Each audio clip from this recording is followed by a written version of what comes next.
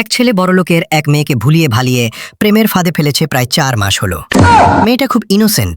ছোটবেলায় সে সিনেমায় দেখেছিল চৌধুরী সাহেবের মেয়ের সাথে প্রেম করলে এক পর্যায়ে চৌধুরী সাহেব মেয়ের প্রেমিকের সামনে এক ব্রিফকেস টাকা দিয়ে বলে, বল কোনটা চাস, আমার মেয়ে নাকি টাকা। সেও বিশ্বাস করে একদিন তার প্রেমিকার বাবা জাফরুল্লাহ চৌধুরী তাকে এই ধরনের একটা অফার করবে, আর সাথে সাথে সে বলবে, স্যার টাকা চাই, টাকা চাই।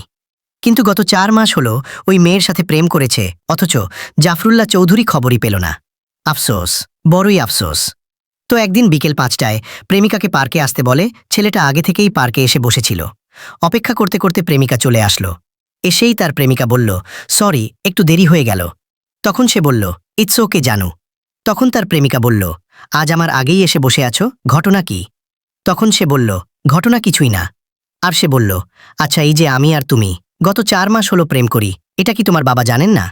তখন সে বলল, না, আব্বু জানলে তো সর্বনাশ হয়ে যাবে, না জানাই ভালো। তখন ছেলেটা বলল, তার জানানোটা খুব জরুরি। তখন তার প্রেমিকা বলল, মানে? তখন সে বলল, মানে কিছু না, চলো, আজ উঠি, ভালো লাগছে না। তারপর সে তার প্রেমিকাকে রিকশায় উঠিয়ে দিল।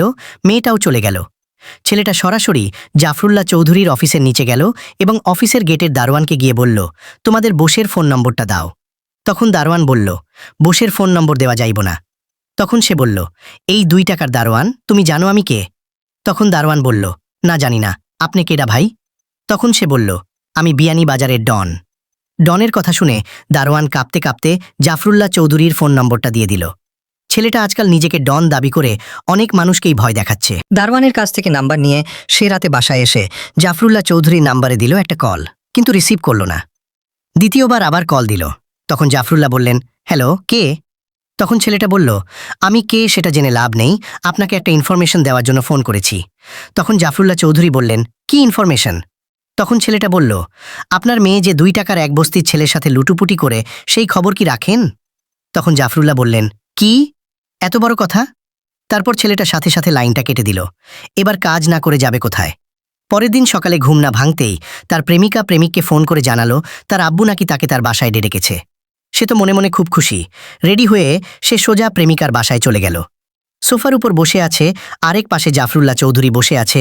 তাদের থেকে একটু দূরেই তার প্রেমিকা দাঁড়িয়ে আছে। জাফরুল্লাহ চৌধুরী তখন তার মেয়েকে বলল, যা তো মা, একটু চা করে নিয়ে আয়, অনেক দিন তোর হাতের চা খাই না। ছেলেটা বুঝতে পারছে মেয়েকে পাঠিয়ে দেওয়ার কারণ হলো জাফরুল্লাহ চৌধুরী এখন তাকে অফার করবে, টাকার অফার। তখন জাফরুল্লাহ চৌধুরী বলে উঠলেন, এই ছেলে, তোর বাসা কোথায়? তখন ছেলেটি বলল, জি, মীরাবাজার বস্তিতে। আসলে ছেলেটি তখন মিথ্যা কথা বলছিল। তখন চৌধুরী সাহেব বললেন, তোমার বাবা কি করে? তখন সে বলল, আগে রিকশা চালাইতো, এখন গাঁজা খায়। এটাও আবার মিথ্যা কথা। তখন তিনি বললেন, তোর মতো ছোট লোকের সাহস কি করে হলো আমার মেয়ের সাথে প্রেম করার? তখন তার সিনেমার ডায়লগগুলো মনে পড়ে গেল। আর তখন সে বলল, চৌধুরী সাহেব,